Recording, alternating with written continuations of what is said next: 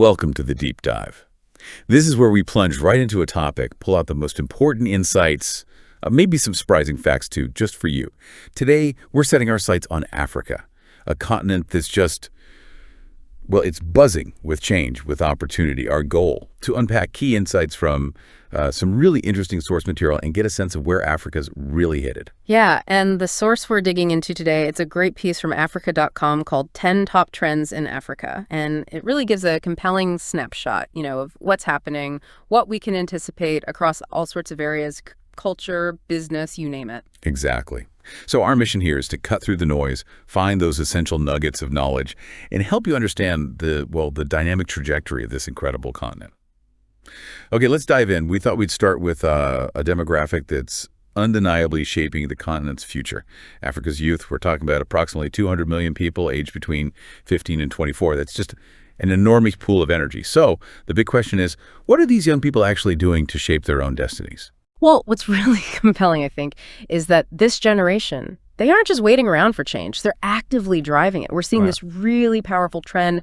Millennials, Gen Z, they're taking responsibility through entrepreneurship, yes, but also through political activism. Okay, activism. Yeah. Can you give us maybe a concrete example of that, the direct action? Sure, yeah. A really clear one is the hashtag Fees Must Fall protests. That was South Africa back in October 2015. It was a massive student-led movement. They were demanding access to tertiary education, affordable access, and their collective voice. It was so impactful that President Jacob Zuma actually announced no fee hikes for 2016. That shows. Oh, incredible agency, right? That is a powerful example, direct impact. So does this kind of activism, does it naturally lead into innovation and entrepreneurship? Or are they sort of separate tracks? They're often intertwined.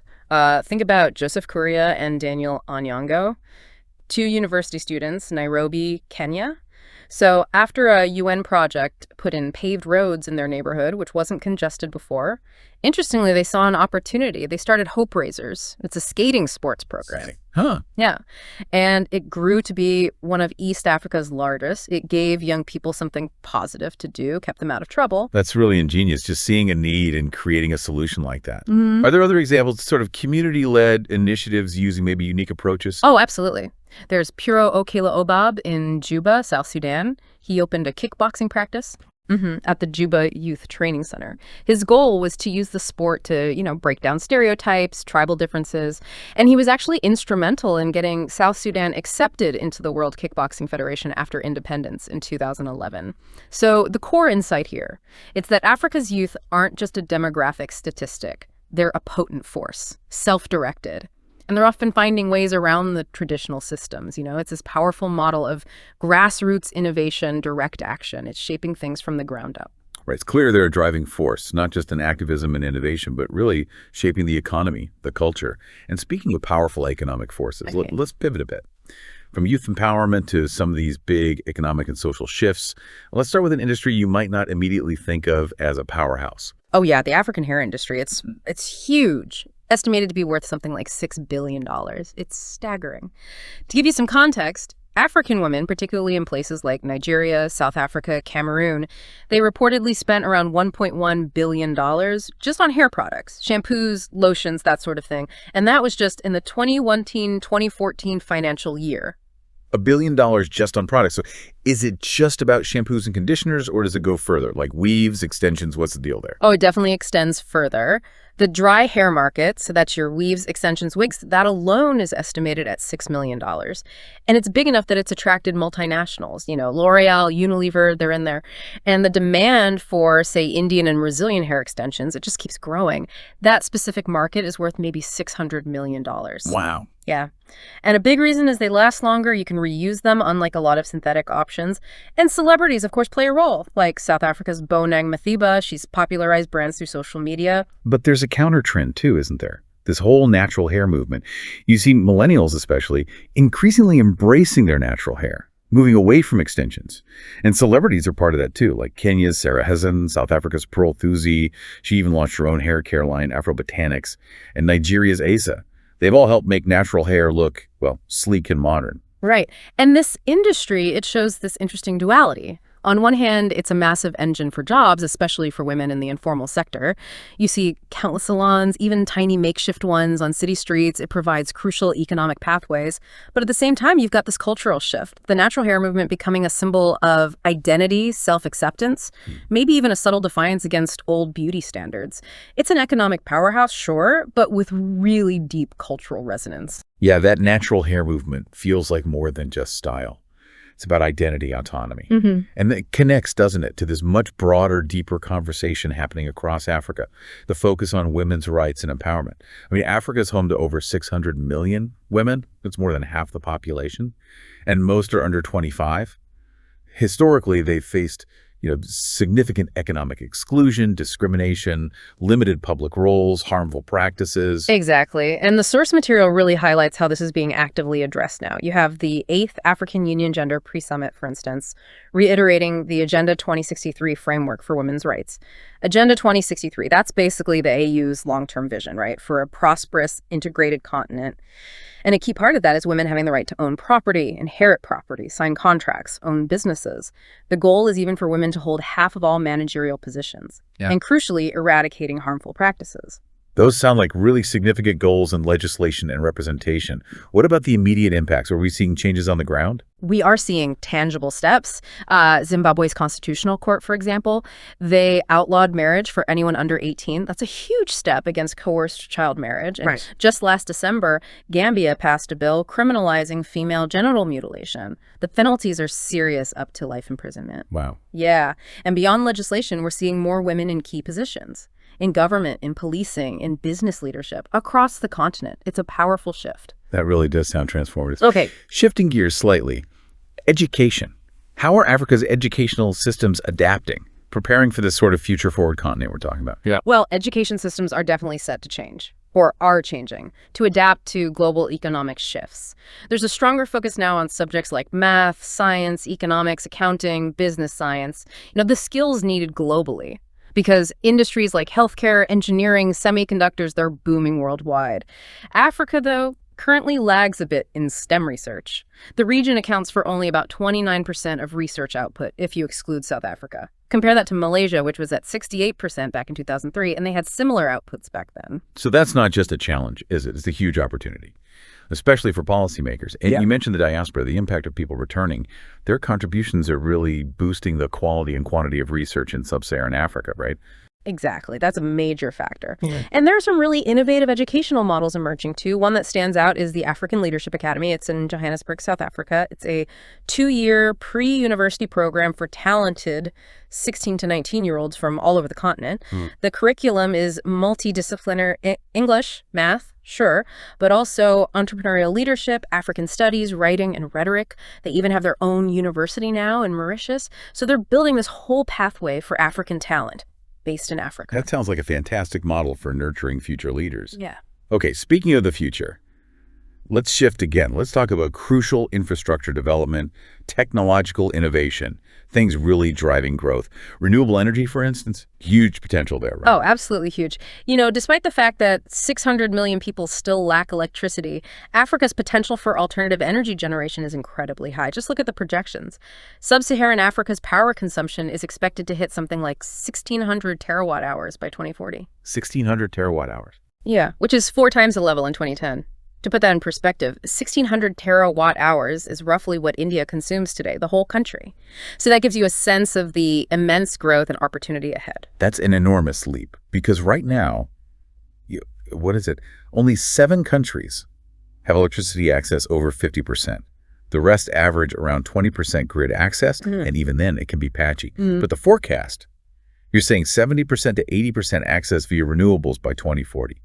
With gas and solar being major players, over 25% of generation? That's the projection. But it will require massive investment. We're talking an estimated $800 billion in capital for generation capacity and transmission lines. And regional integration is going to be absolutely key here. Take the Grand Inga Dam project, the hydroelectric one. That alone could save $32 billion in capital spending and cut over 60 megatons of carbon emissions annually. The potential is there to create a continent-wide grid, countries buying and selling electricity to each other. And we're already seeing real-world solar examples popping up, aren't we?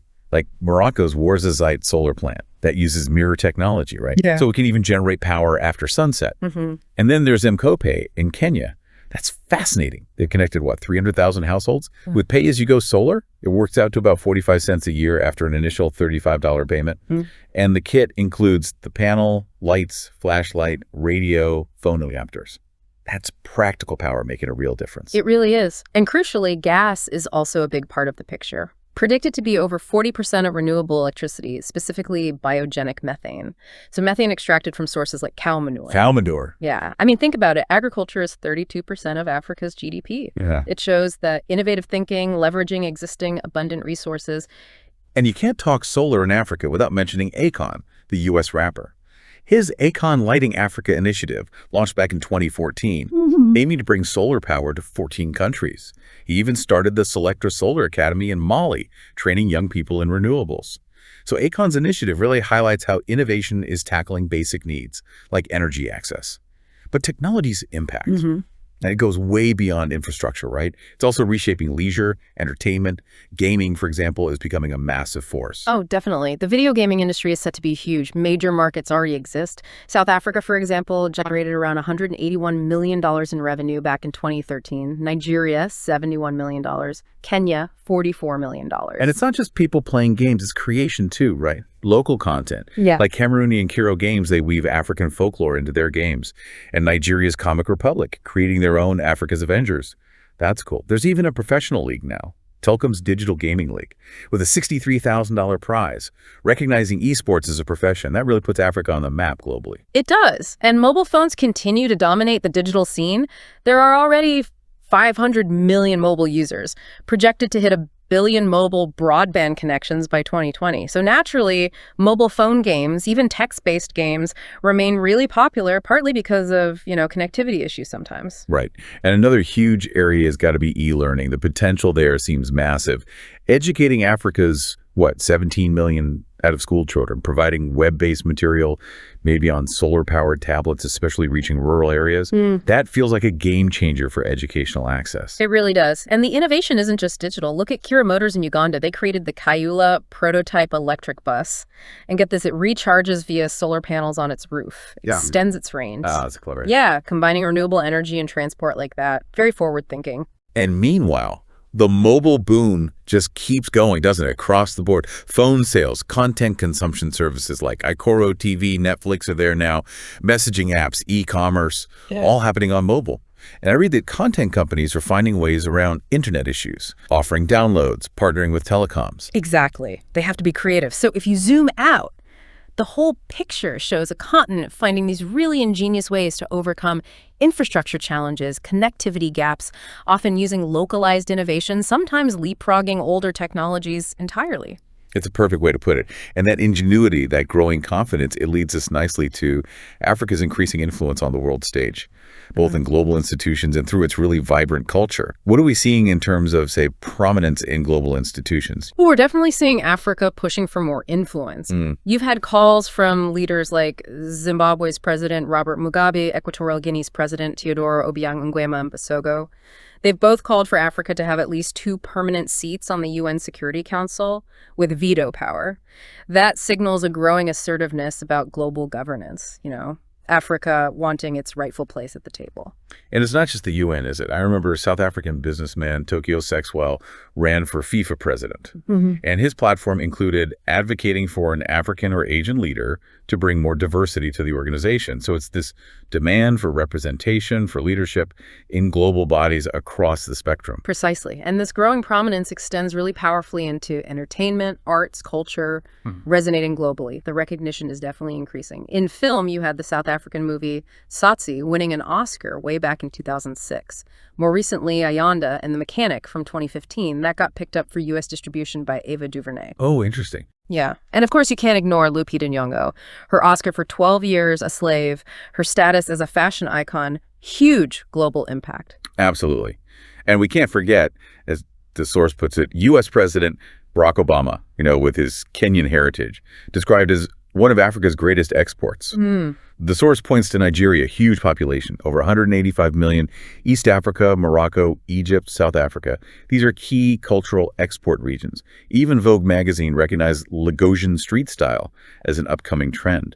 That says something about a unique aesthetic emerging. Oh, definitely. And Nigeria's film industry, Nollywood, it's a powerhouse, valued at $3 billion. It actually surpasses Hollywood in the sheer volume of films produced.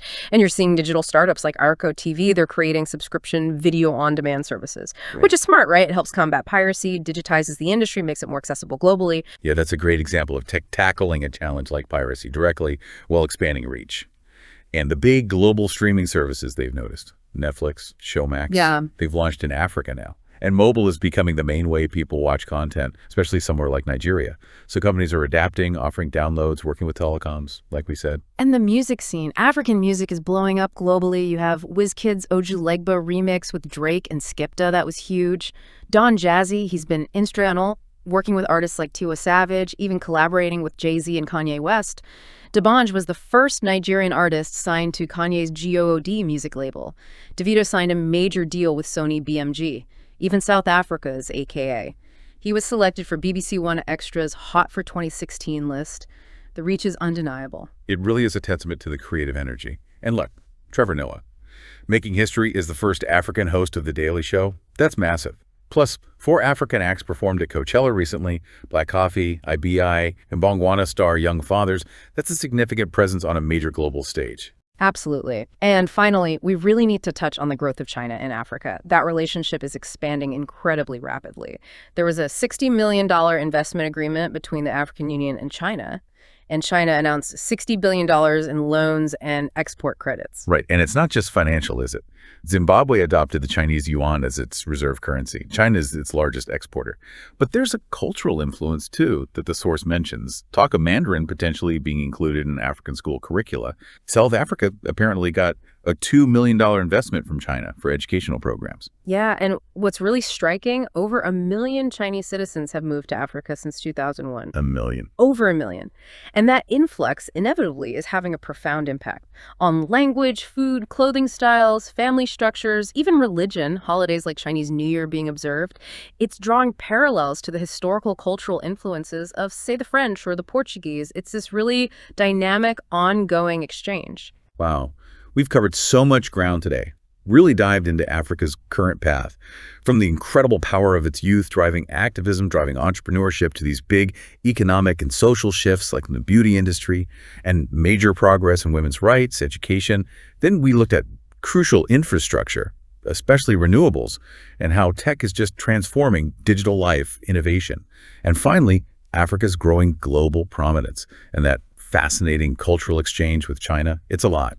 It really is. And considering all that, the speed and the sheer diversity of these trends we've unpacked, here's a question maybe to leave our listeners with.